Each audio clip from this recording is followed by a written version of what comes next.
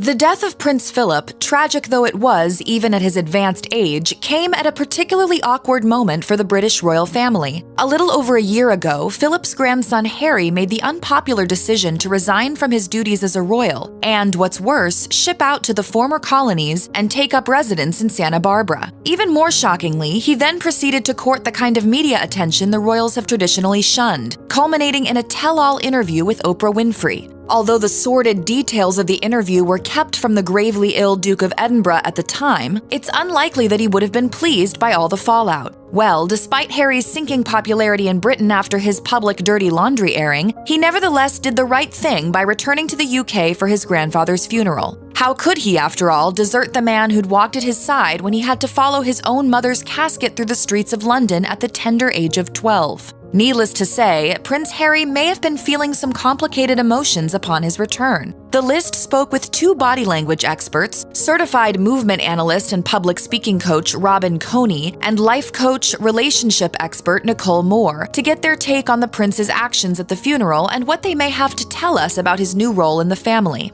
Coney spoke of the funeral procession itself as feeling almost choreographed as family members fell into line. While almost everyone kept their eyes either straight ahead on the Land Rover bearing Prince Philip's casket or else cast down to show proper reverence for the solemn occasion, Coney noticed that occasionally Harry's gaze seemed to drift to the right toward Prince Charles and at times Prince William. Moore also noted how Prince Harry's eyes had a different tale to tell than that of traditional British restraint. She pointed to a very telling moment during the funeral procession where Harry's body language broke from those around him, saying this occurred when he looked up into the sky longingly, almost as if he was looking for some sort of direction. She wonders if, perhaps in that moment he was thinking of his mother Diana, which does seem likely as she's been much on the mind of both Harry and his brother William as of late. Moore thinks this skyward glance may speak of his desire at times to escape from the demands of royal life and the emotions and tension of the funeral.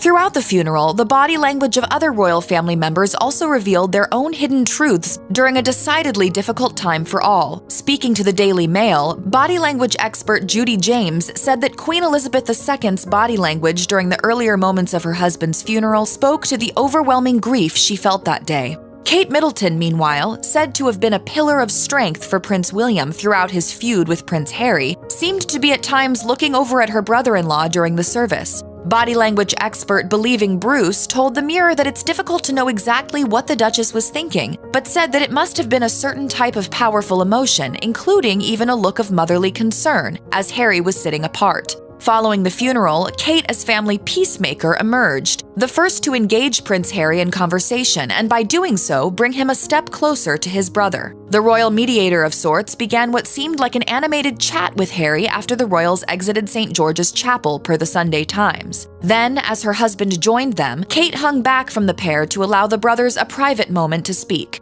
As Bruce told the Mirror, this move is one that the threesome had done in the past and provides at least a glimmer of hope that their strained relationship can once again be as strong as it was before the royal saga of drama began.